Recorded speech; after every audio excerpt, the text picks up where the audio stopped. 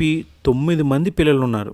వీరిలో లైలా అలీ ప్రఖ్యాత బాక్సర్ కాగా హనా అలీ ప్రఖ్యాత రచయితగా కూడా గుర్తింపు తెచ్చుకున్నారు.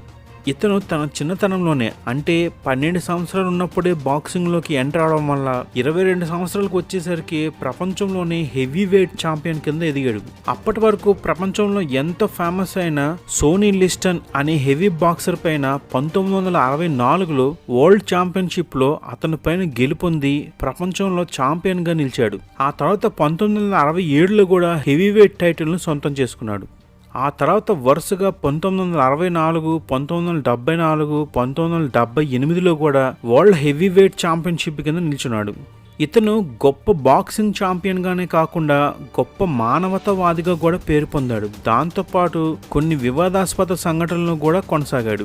అది ఎలా అంటే 1967లో అమెరికా వియత్నాం మధ్య పెద్ద యుద్ధం జరిగినప్పుడు ఇతను